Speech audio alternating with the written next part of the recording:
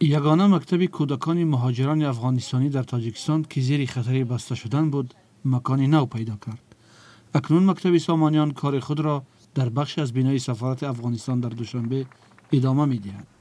این سفارتخانه به اختیار حکومت طالبان نگذشته سفیر آن دیپلماتی است که حکومت جمهوری افغانستان تعیین کرده بود. سفیر افغانستان ظاهر اکبر در رسم بازگشایی مکتب گفت تلاش‌های آنها برای بسته نشدن مکتب در دوشنبه پاسخ به عملکرد طالبان در افغانستان است که در این مکتب و دانشگاه‌ها و کار و تحصیل را برای زنان و دختران بستند. در حالی که امروز افغانستان به زندان خانگی به خصوص برای خواهران و اطفال ما تبدیل شده، ما در شرایطی قرار داریم که امکانات اقتصادی ما زیر صفر است، ولی با در نظر داشت امکانات دست داشته خود ما تانستیم که مکتب را فعال بسازیم. مکتب زمانی با مشکل روبرو گشت که نتوانست حق اجاره بینا را به شرکت روغنی تاجیک بپردازد. 2 روز پیش مکتب این بینا را در حال ترک کرد که صاحب ملک به در آن مهر زده بود. شکایت از تاجران افغان خود داشتیم. ما در تمام مراجعی که رفتیم یا اونجا ورق روان کردیم، عریضه کردیم که ما را کمک کنن. اونا برای ما کمک نکردن و بعضی از نهادهایی که آماده کمک شدن اونا گفتن ما شرط و شرایطای خود داریم. اما رحیم سیدزاده وزیر معارف تاجیکستان هفته گذشته در نشست خبری گفت مسئولان مکتب وزارت را از مشکلشان آگاه نکردند. ما در جریان کار نیستیم. من خبر ندارم. در این باره به ما مراجعت نکردند و درخواست هم نبود. اگر درخواست شود ما حتما کمک میکنیم.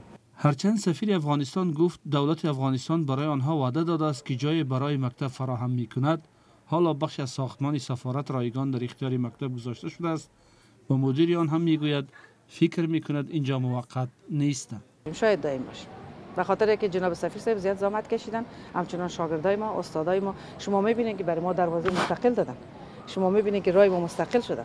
این مکتب با 260 دانش آموز در یکی از ساختمان‌های شرکت روغن تاجیک در خیابان جبا رسول و دوشنبه کرایه نشین بود. صاحب ملک پشت دروازه مهر زده از مسئولان مکتب طلب میکرد تا $11,000 چیزی بیشتر از 121,000 سامانی قرض کرایه مکتب را بپردازند. تا زمان سقوط حکومت به دست طالبان، وزارت معارف این کشور پول کرایه مکتب را می پرداخت و معاش معلمان مکتب از مبلغی که دانش آموزان ماهانه 150 سامانی می پرداختند تامین می شد. بعد سقوط افغانستان در سالهای 2021-22 نیز مکتب به مشکل پرداخت حق کرایه گرفتار شده بود که آن زمان سفارتخانه ایالات متحده آمریکا در دوشنبه این مشکل را حل کرد. مکتب سامانیان در سال 2001 بر اساس یک توافق رسمی میان تاجیکستان و افغانستان همچون مکتب برای فرزندان کارمندان سفارت تأسیس شده بود که بعداً فرزندان مهاجرین و پناهندگان نیز به تحصیل جذب شدند.